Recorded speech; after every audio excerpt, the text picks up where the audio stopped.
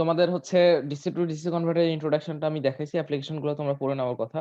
তো DC to DC কনভার্টারটা যেহেতু তোমার হচ্ছে এটা ট্রান্সফর্মার মতো বিহেভ করে, so it is like two operation এখানে হবে, both step up and step down. তো আমরা প্রথমে স্টেপ ডাউনের বেসিক প্রিন্সিপালটা দেখি। আমরা বেসিক প্রিন্সিপালটা আগে দেখবো, দেন আসলে আমরা প্র্যাকটিক্যালি যে ডিসি টু ডিসি কনভার্টার গুলো ইউজ করা হয় সেগুলো সম্পর্কে আরো ইন ডিটেইলস জানবো। ঠিক আছে, ক্লিয়ার? জি স্যার। ওকে। জি স্যার। স্যার হ্যাঁ স্যার। জি স্যার বললাম sir.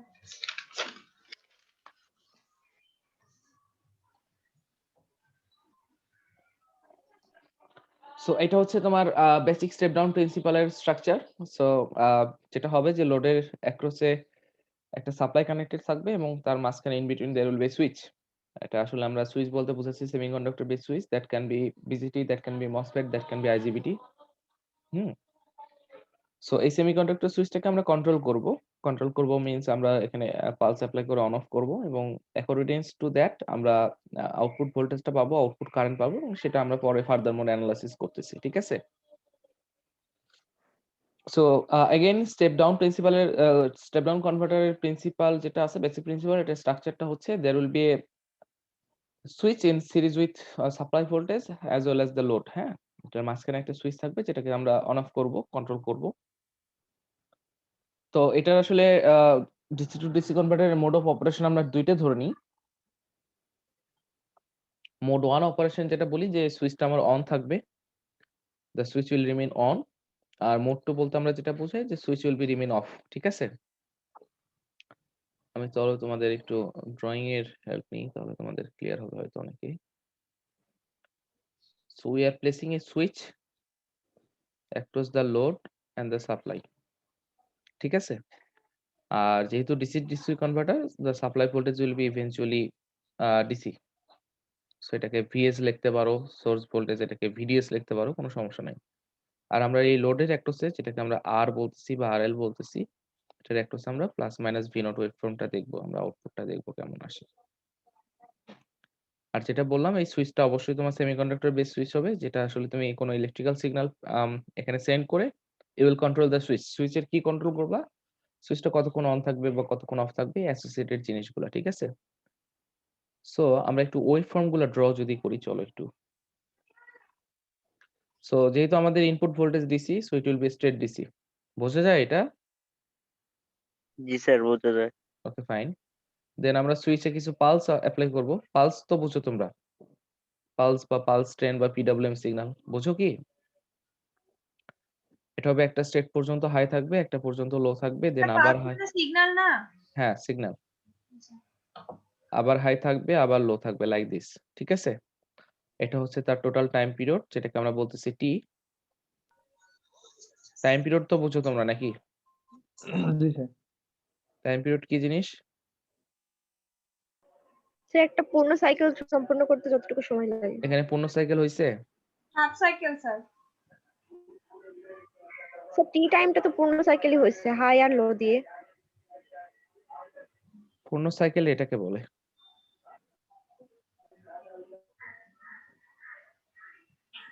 Negative half cycle, oscillation cycle, যেটা ফিজিক্সে পড়ে আসছে।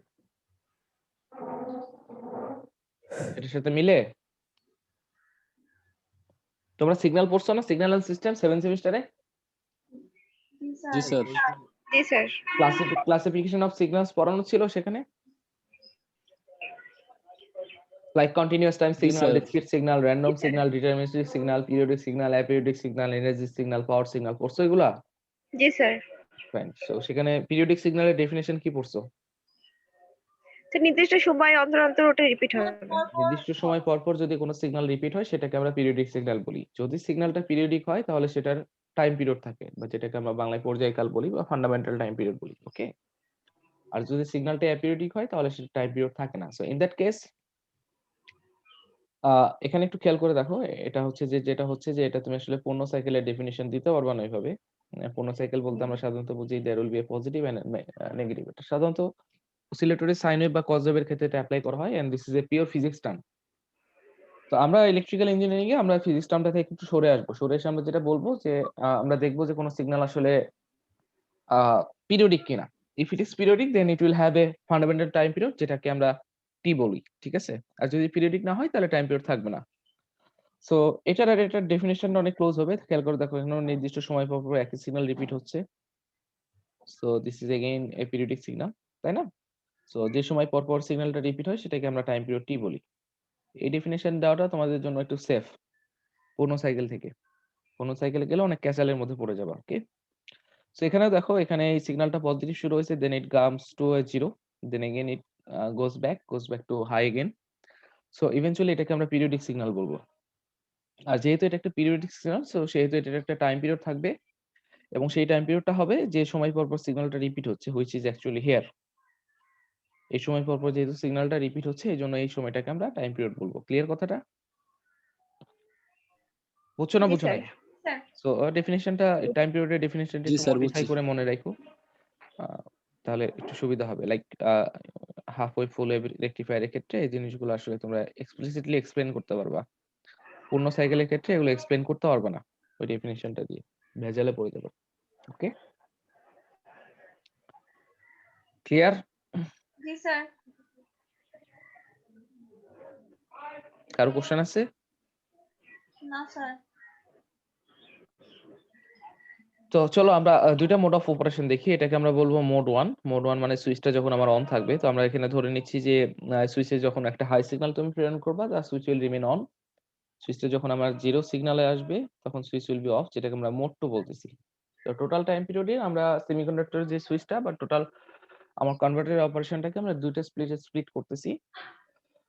একটাকে আমরা মোড 1 বলতেছি যে সময় সুইচটা আমার অন থাকবে লাইক দিস, আর একটা সময় যে সময় সুইচটা আমার অফ থাকবে। ওকে? সো মোড 1 এ কি হচ্ছে একটু চলো আমরা সেটা দেখি। মোড 1 এ যেটা হচ্ছে যে সুইচটা যখনই অন থাকতেছে তখন এই সার্কিট একটা ক্লোজ পাথ ফর্ম হচ্ছে, রাইট? ক্লোজ পাথ যদি ফর্ম হয় then there will be current flow across this path. ঠিক আছে না ঠিক নাই? কারেন্ট ফ্লো হয় না? জি স্যার। সো যদি স্যার। কারেন্ট ফ্লো হয় সেক্ষেত্রে তোমার লোডের ভিতর দিয়ে একটা ভোল্টেজ ড্রপ আছে। তুমি জানো V is equals two simply কত IR। সো তার মানে তুমি এখানে একটা আউটপুট পাচ্ছ, তাই না? যেহেতু resistive load so the output voltage will be quite as like as input. হ্যাঁ, তুমি ইনপুটে যেরকম দিছো সেরকম আউটপুট পাবে। এখন তুমি এখানে একটু ভাগ করে দেখো। যদি এটাকে একটু ডট দিয়ে তুমি ভাগ করো, এরকম ক্রস সেকশন যদি করো, তাহলে এই সময় অ্যাকচুয়ালি ইনপুট হচ্ছে তোমার একটা স্টেটে এইরকম হাই সিগন্যাল আছে, তাই না? হাই ভোল্টেজ আছে না?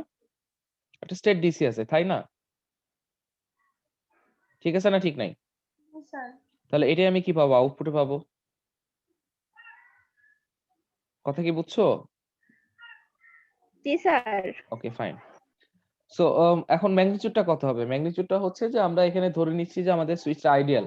আমরা থিওরিটিক্যাল কনসিডারেশনে সুইচ বা আদার্স যে প্যারামিটার সেমিকন্ডাক্টর ডিভাইসেস গুলো থাকে আমরা আইডিয়াল কেস ধরে নিই। আইডিয়াল মানে এটার একটু কোনো ভোল্টেজ ড্রপ নাই। ওকে? সো ইন দ্যাট কেস তুমি যেটা ইনপুট দিচ্ছ ম্যাগনিটিউড যেটা ধরো তোমার ভিএস টাই তুমি এখানে ম্যাগনিটিউড আকারে পাচ্ছ। ওকে? ক্লিয়ার এটা? অ্যাকর্ডিং টু কেভিএল তোমার এখানে কম্পোনেন্ট কয়টা আছে? দুইটাই কম্পোনেন্ট আছে, তাই না? একটা লোড আছে, একটা কি আছে? সুইচ আছে। সো অ্যাকর্ডিং টু কেভিএল তুমি যেটা আসলে সাপ্লাই দিবা that should be drop between this switch and this load.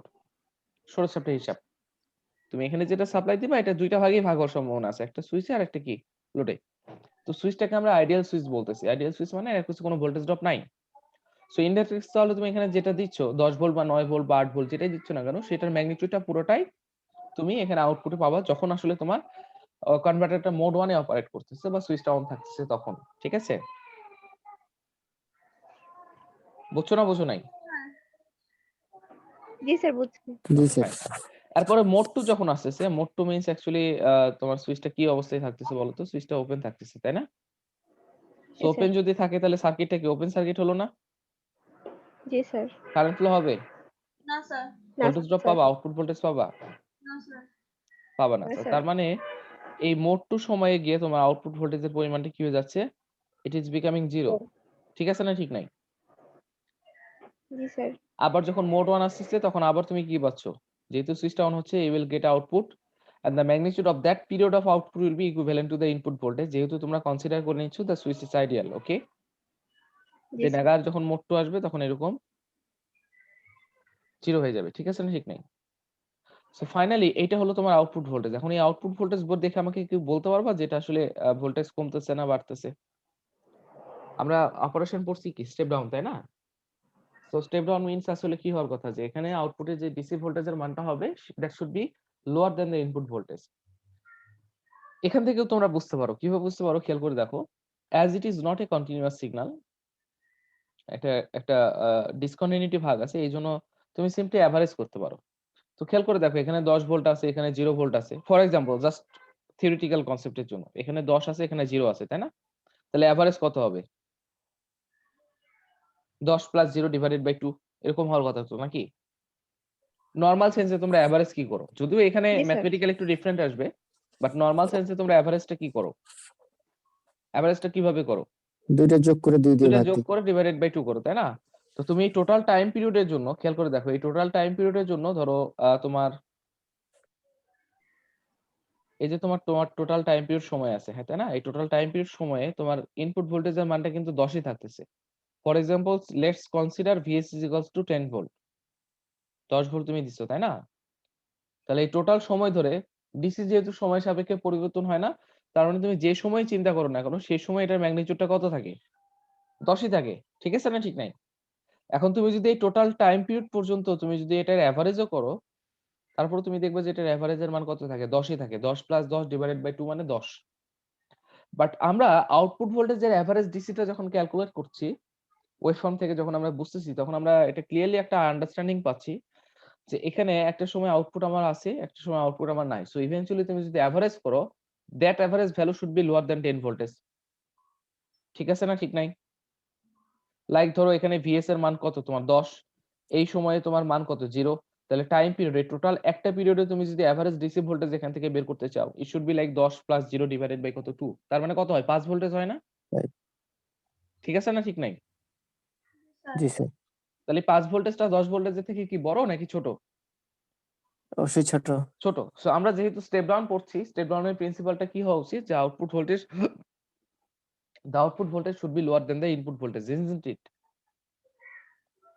The output voltage should be lower than the input voltage, তাই তো হওয়ার কথা নাকি? জি স্যার। স্টেপ ডাউন ট্রান্সফরমারে কি হয়? 220 দিলা 12 ভোল্টেজ বা 9 ভোল্টেজ পাচ্ছ, তার মানে আউটপুট ভোল্টেজটা ইনপুট ভোল্টেজের থেকে কি হবে? ছোট হবে। সেখানে আমরা পাচ্ছি। তারপরও এই গ্রাফিক্যালি আসলে কতটুকু ভোল্টেজ আউটপুটে এক্স্যাক্টলি আমরা পাচ্ছি সেটা বের করাটা তোমাদের জন্য একটু ডিফিকাল্ট হবে। তার পরিবর্তে আমরা একটু ম্যাথমেটিক্যাল হেল্প নেব। তোমাদের এই অপারেশনে যদি কোনো কোশ্চেন না থাকে তাহলে আমি ম্যাথমেটিক্যাল অ্যানালাইসিসে চলে যাব। অপারেশনে কিছু আছে? না স্যার। সো এটা কিন্তু এখানে দেখানো আছে, এটা হচ্ছে সুইচের অ্যাক্রোসের পালসটা। This is your output voltage. T1 টাকে আমরা বলতেছি মোড অন সময়, T2 টাকে আমরা বলতেছি মোড টু সময়। ঠিক আছে? আর এখানে যেহেতু resistive load, that means current and voltage should be directly proportional to each other. So এই কারণে দেখো একই রকম আছে, there is no change in the shape. যেহেতু resistive load, so current and voltage should be linearly proportional to each other. Okay? এখন আমরা এই এই যে আউটপুট ভোল্টেজটা পাইলাম, এই আউটপুট ভোল্টেজ থেকে বা আউটপুট ভোল্টেজ ওয়েভফর্ম থেকে আমরা এভারেজ ডিসি ভোল্টেজের মানটা কত আসে সেটা আমরা একটু ক্যালকুলেট করব। যেহেতু আমরা এখানে পরিষ্কার বুঝতে পারতেছি যেখানে আমার এভারেজ ভোল্টেজ ক্যালকুলেট করতেই হবে, আদারওয়াইজ আমি কিন্তু ক্লিয়ারলি বুঝতে পারবো না যে আমার অ্যাকচুয়ালি ইফেক্টিভ কত ভোল্টেজটা অ্যাপ্লাই হচ্ছে। তো এরকম ডিসকন্টিনিউটি যখন ডিসি সিগন্যাল পাবা বা যখন পিডব্লিউএম পালস এটাকে হচ্ছে তোমার পালস ডিসি সিগন্যালটা যখন তোমরা পাবা, তখন আসলে সেটার ইফেক্টিভ ডিসি ভোল্টেজটা আসলে কত সেটার জন্য তোমাকে এভারেজ ভোল্টেজটা বের করতে হবে। ওকে? পালস ডিসি মানে তো বুঝো, এখানে ডিসি প্লাস এসি দুইটা অংশ এখানে অ্যাড করা আছে, বুঝছো? এখানে আউটপুটে যেহেতু একটা পালস ডিসি পাইছো, তার মানে এখানে ডিসি প্লাস এসি দুইটা অংশ এখানে অ্যাড করা আছে। তো বাই ডিফল্ট যখন তুমি ডিসি লোডের ক্ষেত্রে এই সিগন্যালটা অ্যাপ্লাই করবা এবং বা পালস সিগন্যালটা যখন দিবা, তখন সেটার ইফেক্টিভ ডিসিটা অ্যাপ্লাই হবে।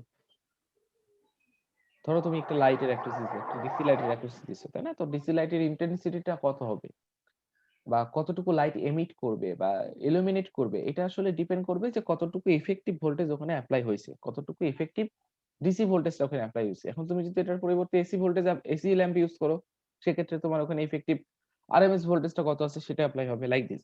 সো ফাইনালি যেটা আমি বলতেছি যে এইখানে যে আউটপুট ভোল্টেজটা ওয়েভফর্মটা, এটা দেখে অনেকেই ক্লিয়ারলি হয়তো বুঝতে পারবে না যে স্যার আদৌ আসলে আউটপুট ভোল্টেজের মানটা কমলো কিনা। তাহলে আমরা এটার জন্য যেটা করব, আমরা we will go to the mathematical analysis. তাহলে আমাদের একটু বেটার আন্ডারস্ট্যান্ডিং হবে। ওকে, স্যার একটা কোশ্চেন ছিল, হ্যাঁ করে ফেলো। স্যার কারেন্টটা সেম হলো কেন? রেজিস্টিভ লোড, রেজিস্টিভ লোডের জি স্যার। বৈশিষ্ট্য কি? রেজিস্টিভ লোডে কি হয়, ভোল্টেজ আর current proportional to each other হয় না? এখানে কিন্তু ম্যাগনিটিউড আমি বলি নাই, 10 অ্যাম্পিয়ার না 10 ভোল্ট কিছু বলি নাই, আমি শেপটা দেখাইছি এখানে তোমাকে। ম্যাগনিটিউড তো সাপ্লাই ভোল্টেজের সমান হচ্ছে। কিসের? স্যার ওই যে ভিএস এর সেম বললেন। হ্যাঁ সাপ্লাই ভোল্টেজ হলো 10 ভোল্ট হলো, রেজিস্ট্যান্স ধরো তোমার 1 কিলো 1 কিলো ওহম, তাহলে কারেন্ট কতটুকু হবে? জি স্যার, তাহলে তো সমানই হওয়ার কথা। 10 মিলি অ্যাম্পিয়ার হবে, ইউনিটটা ডিফারেন্ট হবে but shape will be same. তোমরা ওহমস ল পড়ছো না সার্কিটে? জি স্যার। ওহমস লতে কি বলে? ওহমস লতে কি বলে? ভোল্টেজ আর কারেন্ট একটা আরেকটার কি প্রপোর্শনাল টু ইচ আদার, তাই না? জি V is directly proportional to I, তার মানে ভোল্টেজ ওয়েভফর্মটা দেখতে যেমন হবে, কারেন্ট ওয়েভফর্মটা দেখতে কি হবে, একই রকম হবে। ওকে, জি স্যার। তো সেটাই এখানে দেখানো আছে, ওকে স্যার। সেটাই এখানে দেখানো হয়েছে, ইউনিট কোনটা এক্সপ্লিস করা হয় না। এখানে তোমাদের বোঝানো হচ্ছে যে ভোল্টেজটা যখন হাই থাকতেছে তখন কারেন্টও তুমি পাচ্ছ, যখন ভোল্টেজ জিরো হয়ে যাচ্ছে যেহেতু সমানুপাতিক টু ইচ আদার, সেক্ষেত্রে তোমার কারেন্টটাও কি হয়ে স্যার যাচ্ছে, এবার জিরো হয়ে যাচ্ছে। এভারেজ ভোল্টেজটা তাহলে এখান থেকে কিভাবে বের করব, এটা হ্যাঁ যদি চলো, আরেকবার বলতেন। এভারেজ জি ভোল্টেজটা স্যার। তুমি তুমি যদি জাস্ট হাতে কলমে হিসাব নিকাশ করো, তাহলে এখানে টাইম পিরিয়ড একটা একটা পর্যায়কালের হিসাব করো, একটা পর্যায়কালে তোমাদের তুমি হাই পাচ্ছ জিরো পাচ্ছ, তাই না? তাহলে জি স্যার। এভারেজটা কত হবে? High value plus zero divided by কত, 2, ইজন্ট ইট? জি স্যার। যদিও এটা ম্যাথমেটিক্যালি একটু ডিফারেন্ট আসবে, কোন সেন্সে ডিফারেন্ট আসবে চলো আমি বলতেছি, বাট ইন জেনারেল এটা এরকমই, তাই না? জি স্যার। ঠিক আছে, জি স্যার। আর কিছু আছে এখানে না স্যার। অন্য কারো? না স্যার। যেগুলা বললাম সেগুলো এখানে লেখা আছে, এটা পড়ে নিও তোমরা। এখন এভারেজ ভোল্টেজ ক্যালকুলেট করার ফর্মুলাটা তোমরা জানো, তোমাদের ইলেকট্রনিক্স ওয়ানে দেখানো ছিল। হাফ ওয়েভ রেক্টিফায়ারের ক্ষেত্রে, ফুল ওয়েভ রেক্টিফায়ারের ক্ষেত্রে তোমাদের মনে আছে 0.318 ইনটু ভিএম, আর ফুল ওয়েভের ক্ষেত্রে তোমরা ইকুয়েশন পাইছিলে 0.636 ইনটু ভিএম। জি স্যার। কিভাবে ক্যালকুলেট করছিলাম? ফর্মুলাটা একই রকম, এভারেজ ডিসি ভোল্টেজ হচ্ছে 1 ডিভাইডেড বাই টি, এই টোটাল টাইম পিরিয়ডের মধ্যে কতটুকু সময় ধরে কনভার্টারটা অন থাকতেছে সেটা, বা কতক্ষণ ধরে তুমি অ্যাকচুয়ালি হাই আউটপুট পাচ্ছ সেটা। সো 0 থেকে টি অন, আমরা ওই আউটপুট ভোল্টেজের ম্যাগনিটিউডের মান ইনটু ডিটি, এই ইন্টিগ্রেশনটা কমপ্লিট করলে তোমরা ইভেন্চুয়ালি যেটা পাবা সেটা হচ্ছে যে তোমার আউটপুট ভোল্টেজের এভারেজ ডিসি মানটা কত সেটা। ক্লিয়ার? জি স্যার। তো আমরা আমাদের আসলে কনভার্টারটা অন থাকতেছে কত সময়, টি ওয়ান সময় ধরে না? জি। কনভার্টারটা অন থাকতেছে কত সময় ধরে, টি ওয়ান সময় ধরে তো নাকি? তো জি তখন স্যার। আমরা যেটা করলাম, আমরা টি ওয়ান এর পরিবর্তে আমরা লিখতেছি কত, টি ওয়ান, রাইট? তারপরে হচ্ছে যে এই সময় ধরে আমার আউটপুট ভোল্টেজের ম্যাগনিটিউড কত, আউটপুট ভোল্টেজের ম্যাগনিটিউড যেটা বললাম যে যেহেতু লসলেস সার্কিট চিন্তা করা হচ্ছে, সুইচের অ্যাক্রসে কোনো লস নাই, তার মানে তুমি ইনপুটের ম্যাগনিটিউড যা দিবা আউটপুটের ম্যাগনিটিউড ভোল্টেজ কি পাবা, তাই পাবা according to KVL, isn't it? জি স্যার। সো তার মানে এই সময় ধরে V naught is equals to VS লেখা যায়। জি স্যার। আমরা লিখছি ভি নট এর পরিবর্তে কি ভিএস দিছি। জি স্যার। Okay fine. জি। এরপরের স্টেপে কি ভিএস টা কি কনস্ট্যান্ট না? জি। ভিএস তো ডিসি নাকি, সময় সাপেক্ষে ভেরিয়েশন আছে? না স্যার। তাহলে এটা ইন্টিগ্রেশনের বাইরে নিয়ে এসো, যেহেতু তুমি সময় সাপেক্ষে ইন্টিগ্রেশন করতেছো। নিয়ে আসলাম। জি স্যার। তাহলে থাকলো কত, 0 টু টি1 ডিটি, ডিটি কে ইন্টিগ্রেট করলে কত হয়, টি হয়, তাই না? জি স্যার। সো ডিটি কে ইন্টিগ্রেট করলে আমরা কি পাইছি, টি। আমার লিমিট কত, 0 টু টি1, তাই না? জি স্যার। লিমিটটা বসাইতে হবে, লিমিটটা বসানোর নিয়ম তোমরা জানো, কি লিমিট, আপার limit minus lower limit. Lower limit. তার মানে টি এর পরিবর্তে একবার কি করবা, আপার লিমিট বসাবা, মাইনাস টি এর পরিবর্তে একবার লোয়ার লিমিট বসাবা, তাই তো? জি টি স্যার। মাইনাস 0। টি1 মাইনাস 0, জি স্যার। আপার লিমিট কত তোমার, T1 টি1, লোয়ার লিমিট কত, 0, তাহলে দুইটা ডিফারেন্স কত হয়, টি1 মাইনাস 0, রাইট? T1। তাহলে কত হয়, টি1 হয় না? জি স্যার।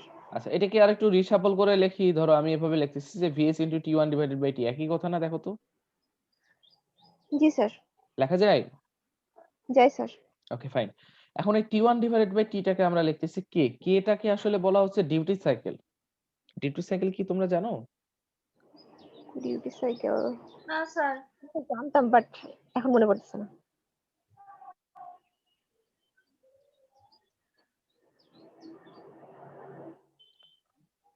দেখো আমাদের যেমন ধরো আমি একটা এক্সাম্পল দেখাই তোমাদের।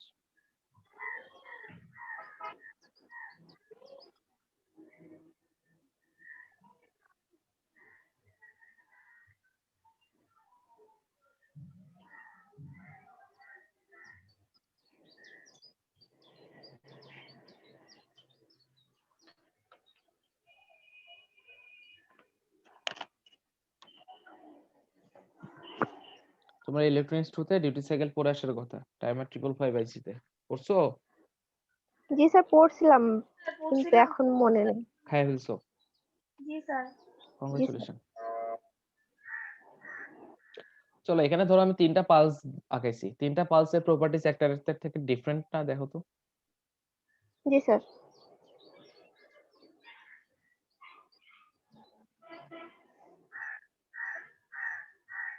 ডিফারেন্ট কোন সেন্সে? খেয়াল করে দেখো, এটার হাই টাইম একরকম, লো টাইম একরকম, এটার হাই টাইম লো টাইম আরেক রকম, এটার হাই টাইম লো টাইম আরেক রকম, তাই না? জি স্যার। জি স্যার।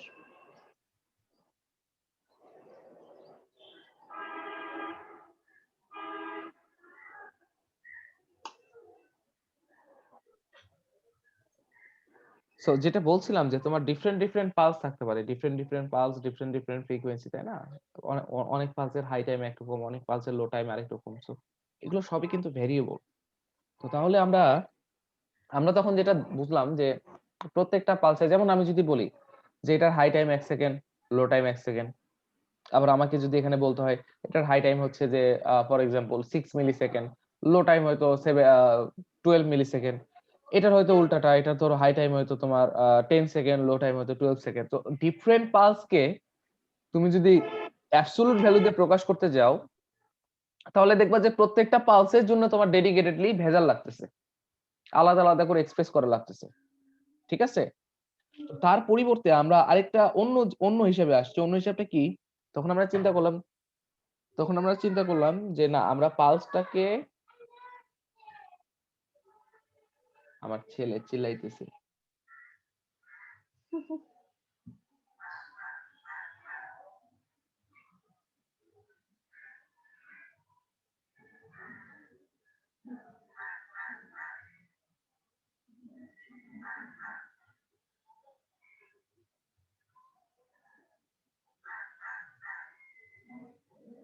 সো তখন আমরা একটা ইউনিভার্সাল নিয়মে আসতে চাইছি, ইউনিভার্সালটা যে তাহলে আমরা ইকুইভ্যালেন্টলি আমরা কোনো কিছু ইউনিট দিয়ে এক্সপ্রেস করতে পারি কিনা। তো তখন আমাদের আসছে ডিউটি সাইকেল। ডিউটি সাইকেল বলতে সিম্পলি বোঝানো হয় on time divided by total time.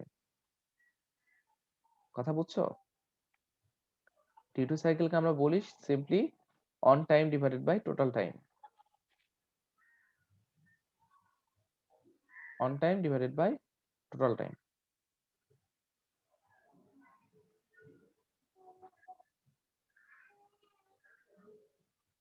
এখন এই ডিউটি সাইকেলটা অফেন এক্সপ্রেস করা হয় হচ্ছে তোমার পার্সেন্টেজে, বা এটা ধরো তোমার নিউমেরিক ভ্যালুতে হয়।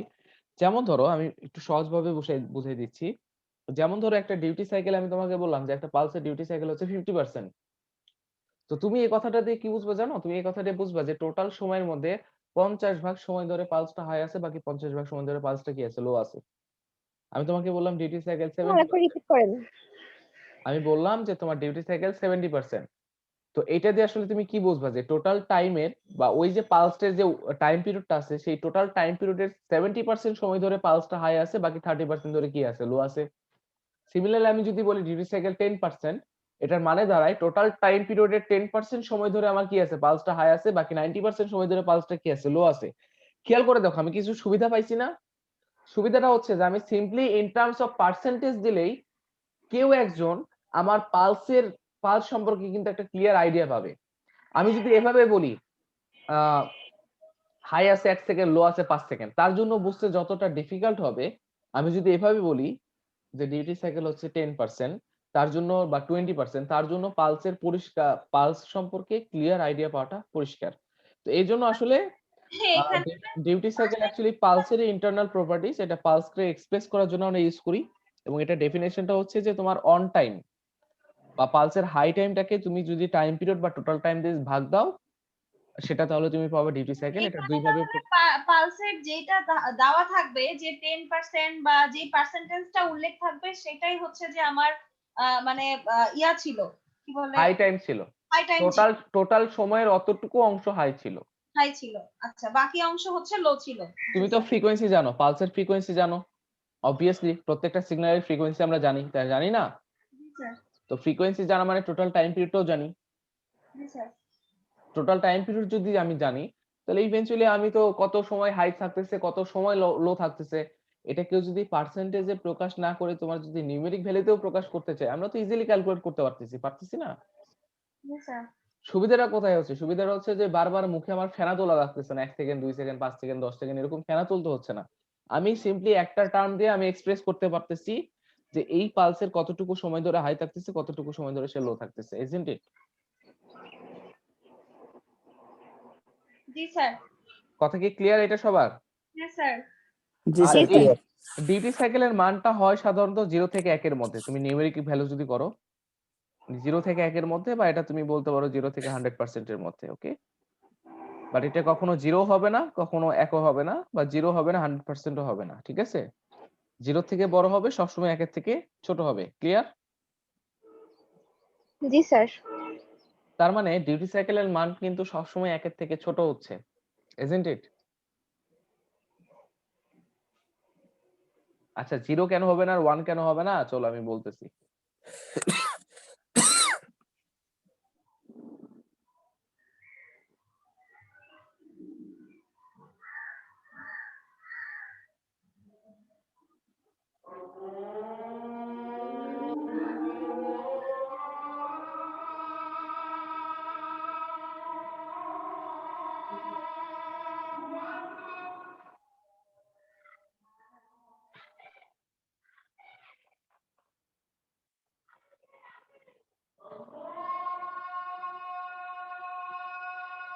আচ্ছা, আজানটা শেষ হোক, হ্যাঁ?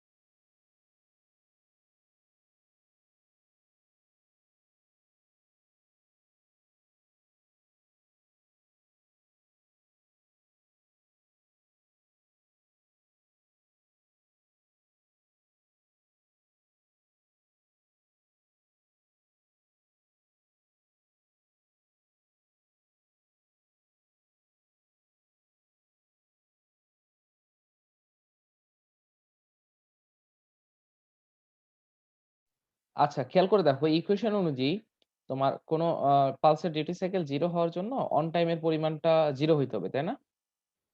ঠিক আছে তো নাকি? কারণ কোনো কিছুর ভাগফল শূন্য হওয়া মানে তোমার উপরের লবটা শূন্য হবে, তাই তো? তো অন টাইম যদি 0 হয় তার মানে অ্যাকচুয়ালি কোনো সিগন্যাল কি আছে? পুরো সময় ধরেই কিন্তু সিগন্যালটা আমার কি 0, তাই না? কি জি ঠিক আছে স্যার। না ঠিক নাই? আবার জি ডিউটি সাইকেল তুমি যদি 1 করতে চাও সেক্ষেত্রে তোমার অন টাইম আর টোটাল টাইম কি হওয়া লাগবে? সমান হইতে হবে। তার মানে জি স্যার। টোটাল টাইমের পুরো সময় ধরেই তোমার সিগন্যালটা কি থাকতে হবে? হাই থাকতে হবে। ঠিক আছে তো নাকি? জি। তো এখন এটা কি পালস বলা যাবে? এই সিগন্যালটাকে পালস বলবো আমরা? না স্যার। না স্যার, এটাকে পালস বলবো আমরা? এটাও পালস না। সো যেহেতু এই দুটো সিগন্যাল পালস না, সো তার মানে সেটা ডিউটি সাইকেল শূন্য হবে না, একও হবে না। পালস মিন্স যত ছোটই হোক না কেন there will be an on off time. Clear? জি স্যার। এর জন্য বললাম ডিউটি সাইকেলের মানটা 0 থেকে 1 এর মধ্যে হবে। 0 হবে না, 1 এর থেকে বড় হবে না, আর 0 এর সমানও হবে না বা 1 এর সমানও হবে না। ক্লিয়ার? বোঝা গেছে? স্যার এটা আরেকবার বলেন স্যার। কোনটা? এই যে যেটা বললেন স্যার এখনই ওই যে 0 এর থেকে বড় হবে, 1 এর থেকে ছোট হবে। 0 এর সমানও কখনো হবে না, 1 এর সমানও কখনো হবে না। ওকে? আর টাইম যেহেতু নেগেটিভ হয় না তার মানে 0 থেকে ছোট হবে না, আবার 1 এর থেকে বড় হবে না। Things like that. এটা আচ্ছা সবসময় 0 থেকে 1 এর মধ্যে থাকবে। ঠিক আছে? স্যার। জি স্যার। তো আমরা এখানে খেয়াল করে দেখো আমরা কি করছি ম্যাথমেটিক্যালটাকে। আমরা এই যে t1 ডিভাইডেড বাই t1 মানে কোন সময়টা দেখো তো? t1 মানে হচ্ছে আমাদের পালসটা যতক্ষণ ধরে কি আছে? হাই আছে, তাই না? আর টিটা তো আমার টোটাল সময়, ঠিক আছে তো? জি স্যার। তাহলে এখানে আমরা যেটা পাইছি আমরা on time K total time দিয়ে কি করতেছি? অ্যাকচুয়ালি ভাগ দিচ্ছি, তাই না? জি স্যার। তো on time K total time দিয়ে ভাগ দিলে আমরা সেটাকে কি বলবো? ডিউটি সাইকেল কে। ঠিক আছে? জি স্যার। ওকে। এখন চলো আমি আবার একটু ড্রয়িং এ ব্যাক যাই, তো তোমাদের একটু সুবিধা হবে বুঝতে। আমরা আউটপুট ভোল্টেজের ইকুয়েশন পাইলাম কি আমাদের স্টেপ ডাউন। Duty cycle. হ্যাঁ স্যার এখানে তো কে দ্বারা ডিউটি সাইকেল বোঝাচ্ছে তাই না? হ্যাঁ ডিউটি সাইকেল বোঝাচ্ছে। ডি দিয়েও ডিউটি সাইকেল অনেকে বোঝায়, কে দিয়েও বোঝায়, এক একটা এক এক ভাবে বোঝায়। জি স্যার। তো ধরো আমাদের আউটপুট ভোল্টেজের এভারেজ আউটপুট ভোল্টেজের ইকুয়েশন আসলো এরকম কে ভিএস। তার মানে একটা step down DC to DC কনভার্টারের এভারেজ ডিসি আউটপুট ভোল্টেজের equation V average is equals to K into VS. তার মানে সাপ্লাই ভোল্টেজকে তুমি যদি ডিউটি সাইকেল দিয়ে মাল্টিপ্লাই করো তাহলে তুমি পাচ্ছ এভারেজ ভোল্টেজ, তাই তো? জি স্যার। ঠিক আছে না ঠিক না এটা? এখন ঠিক ধরো আছে স্যার। ফর এক্সাম্পল ধরো VS is equals to 10 volt. ধরো VS is equals to 10 volt. K এর মানটা তুমি 0 থেকে 1 এর মধ্যে যে কোনোটা নিতে পারো। তো ধরো আমি ম্যাক্সিমাম ডিউটি সাইকেল যেটা হইতে পারে আমি সেটাই কনসিডার করতেছি। ধরো 0.9999। ঠিক আছে তো নাকি? তাহলে তুমি এই দুটো মাল্টিপ্লাই করলে তোমার আউটপুট ভোল্টেজের মানটা কত আসে? 9.99 আসবে, তাই না? ঠিক আছে না ঠিক নাই? জি স্যার। এখন Yes, ইনপুট ভোল্টেজ কত ছিল? 10। তুমি ম্যাক্সিমাম আমরা এই যে আউটপুটটা পাইছি 9.99 ভোল্ট, এখানে কনসিডার করা হয়েছিল যে the duty cycle the maximum possible duty cycle that can happen which is very close to 1 0.9999 but it will be never close to 1, তাই তো? তো সেখান থেকেও তুমি ভোল্টেজ পাচ্ছ 9.99। এখন আমাকে বলো 9.99 বড় নাকি 10 বড়? 10 বড়। তার মানে 10। আউটপুট ভোল্টেজটা সবসময় ইনপুট ভোল্টেজ থেকে কি হচ্ছে? কম হচ্ছে না? জি স্যার। তুমি যদি কে এর মানটা 0.5 করো তাহলে এটা আসবে কত? 5। তুমি কে এর মানটা যদি 0.4 করো তাহলে এটার আউটপুট ভোল্টেজ আসবে কত? 4। সেগুলা দেখলে তো আমরা এভিডেন্টলি বুঝতেই পারবো যে আউটপুট ভোল্টেজ বড় নাকি ইনপুট ভোল্টেজ বড়। বাট আমি ম্যাক্সিমাম ডিউটি সাইকেল অ্যাজিউম করেও আমরা যেটা পাচ্ছি the output voltage is becoming 9.99 volt which is less than input voltage, isn't it? তাহলে এই যে স্টেপ ডাউন। কনভার্টারটা আমরা পড়লাম এতক্ষণ ধরে, এই কনভার্টারে আমাদের আউটপুট ভোল্টেজের মানটা সবসময় ইনপুট ভোল্টেজ থেকে কি হবে? কম হবে। down. জি স্যার। তাহলে এটাকে আমরা কি বলবো? স্টেপ আপ বলবো নাকি স্টেপ ডাউন বলবো? Step down. অবশ্যই step down. So that's why এটাকে আমরা স্টেপ ডাউন কনভার্টার বলছি। ক্লিয়ার? বোঝা গেছে? জি স্যার। কারো কোশ্চেন?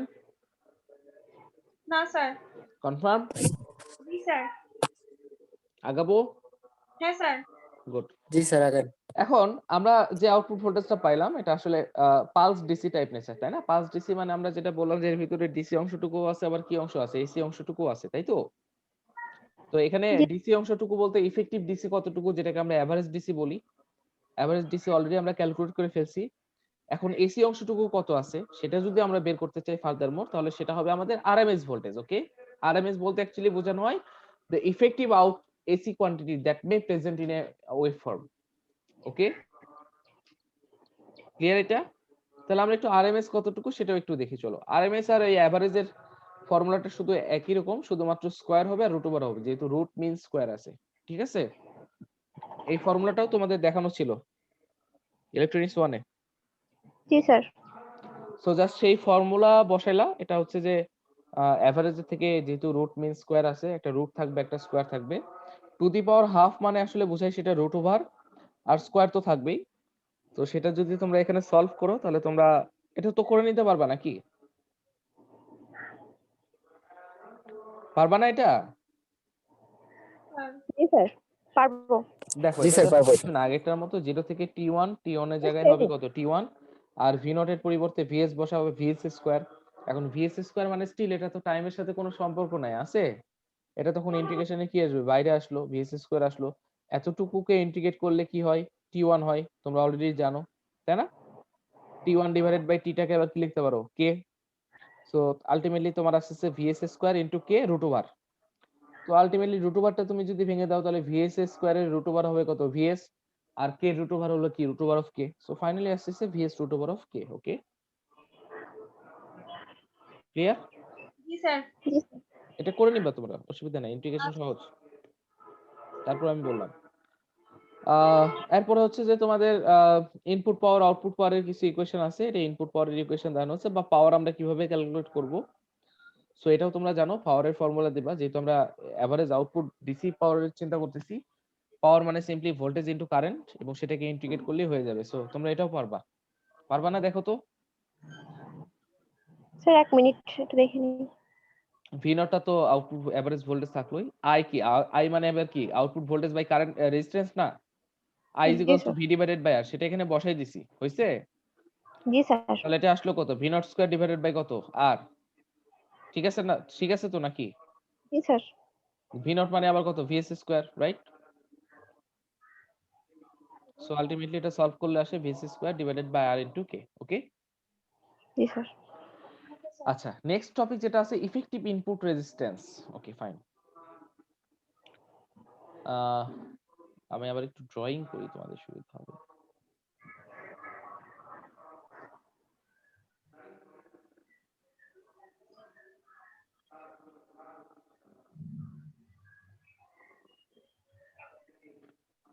এই হচ্ছে তোমাদের কনভার্টার, তাই তো? This is the input side and this is the output side. তো অনেক সময় তোমাদের সামনে আসবে যে ইফেক্টিভ ইনপুট রেজিস্ট্যান্স কত, ইফেক্টিভ আউটপুট রেজিস্ট্যান্স কত। তো এটা বলতে আসলে যেটা বোঝানো যায়, বা এটা বলতে আসলে যেটা বোঝানো হয়, ইফেক্টিভ ইনপুট রেজিস্ট্যান্স কথাটা বলতে আমরা বোঝাই যে ইনপুট সাইড থেকে দেখলে রেজিস্ট্যান্সের মানটা কত আসে সেটা। ইফেক্টিভ আউটপুট রেজিস্ট্যান্স বলতে বোঝানো হয় যে আউটপুট সাইড থেকে দেখলে রেজিস্ট্যান্সের মানটা কত আসে সেটা। ওকে, বুঝতেছো আমার কথা? স্যার আরেকবার বলেন তো এটা। ইফেক্টিভ ইনপুট বলতে বোঝানো হয় যে তুমি ইনপুট সাইড থেকে দেখলে রেজিস্ট্যান্সের মানটা কেমন আসবে সেটা। তুমি যদি বলো ইফেক্টিভ আউটপুট রেজিস্ট্যান্স, সেটার মানে দাঁড়াবে যে তুমি আউটপুট সাইড থেকে দেখলে রেজিস্ট্যান্সের মানটা কত আসবে সেটা। ওকে, ক্লিয়ার? জি স্যার।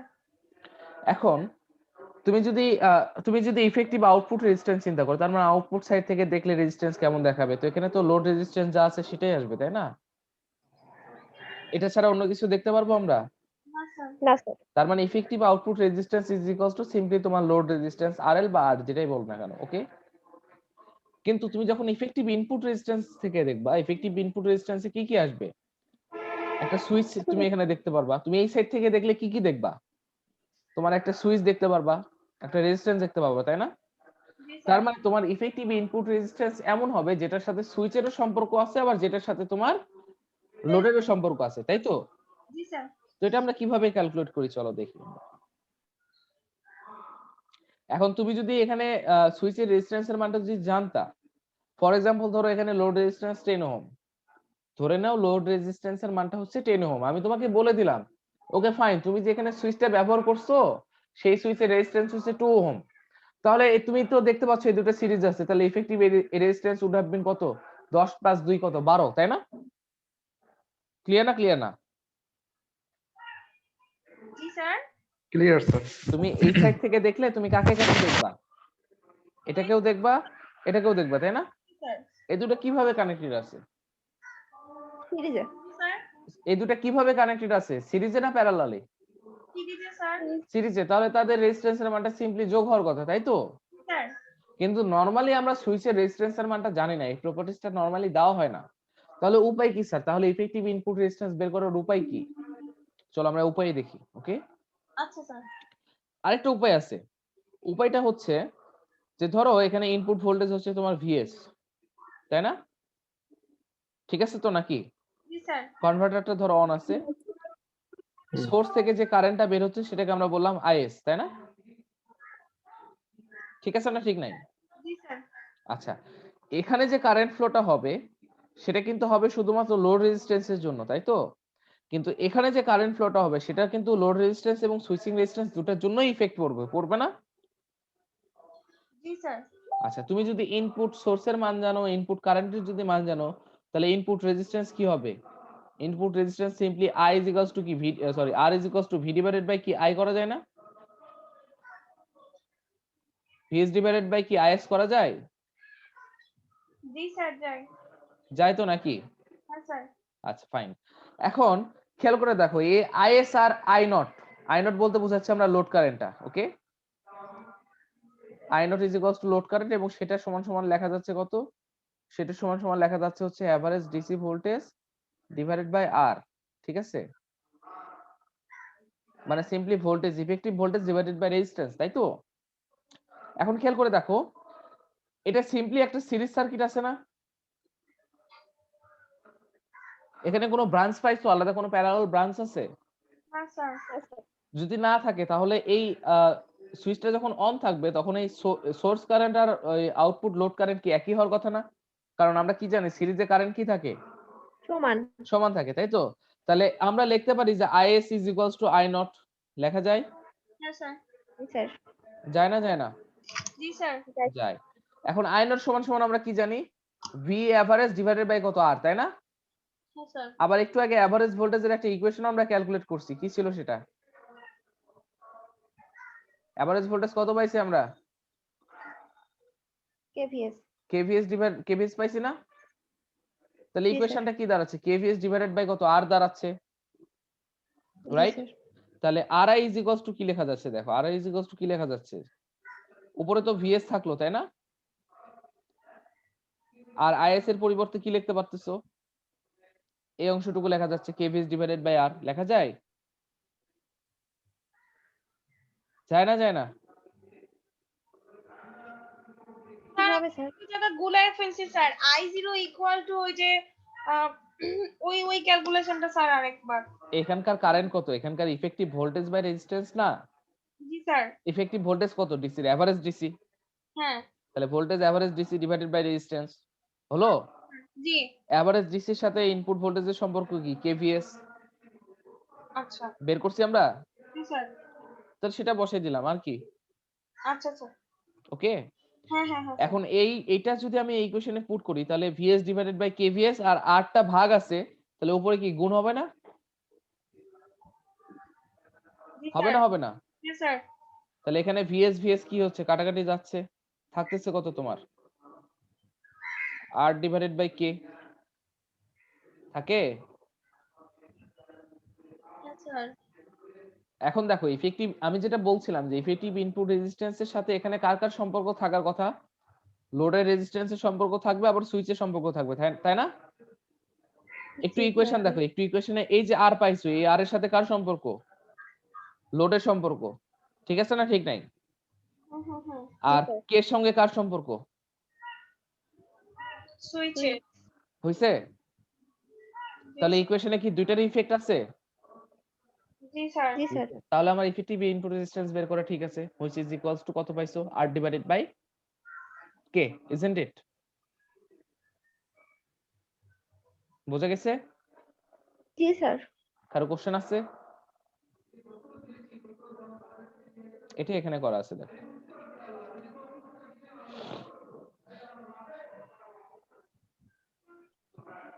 কারো কোশ্চেন আছে? স্যার ঠিক আছে। ওকে এটা? জি স্যার ওকে। ফাইন। তোমরা ম্যাথটা করে নিবা। পারবা না? এখন এই চেষ্টা করবো স্যার। আপ টু এতটুকু পর্যন্ত যত যত কিছু ইকুয়েশন আমরা বের করছি সবগুলোতে আমরা সুইচ হিসেবে কি সুইচ চিন্তা করছি বলো তো? আইডিয়াল সুইচ, তাই না? জি স্যার আইডিয়াল সুইচ মানে এর একটা কোনো ভোল্টেজ ড্রপ ছিল? না না স্যার। স্যার তার মানে আমরা কি দিচ্ছি যে আমরা ইনপুটে যদি 10 দিই তাহলে আউটপুটের ম্যাগনিটিউড কত পাচ্ছি আমরা? 10, তাই তো? জি স্যার। আচ্ছা, এখন আমি তোমাকে বললাম যে সুইচটা আইডিয়াল না, প্র্যাকটিক্যাল সুইচ, 2 ভোল্টেজ ড্রপ হচ্ছে, তাহলে কি হিসাবটা কেমন আসবে বলো তো?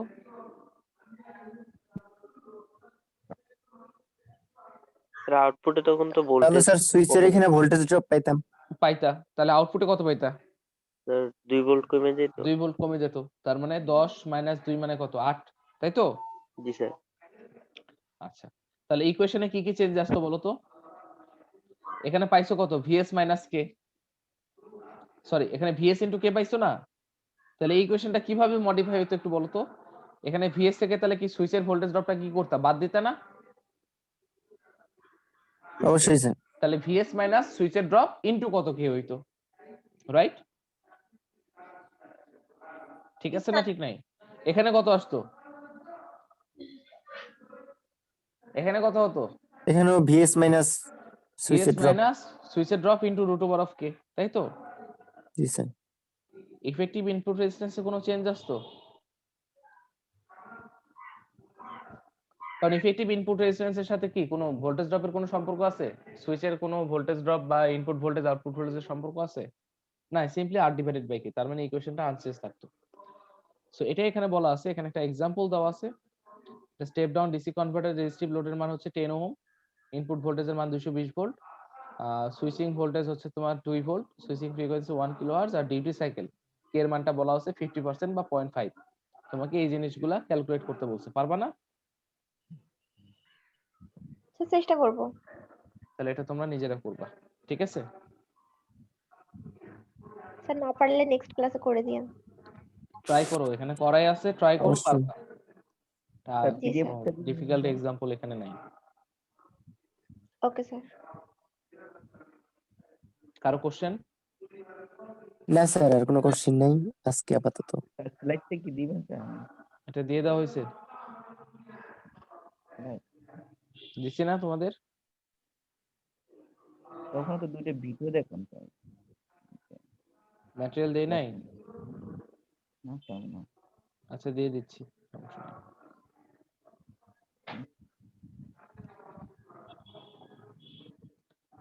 এখন দেখো তোমাদের আপ টু এই পর্যন্ত কারো কোনো কোশ্চেন আছে কিনা?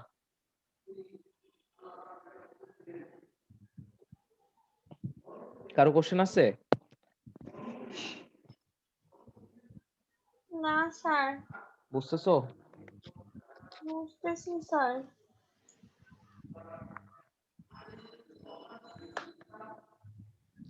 2 মিনিট টাইম দিলাম, দেখো ভাবো কারো কোনো কোশ্চেন আছে কিনা।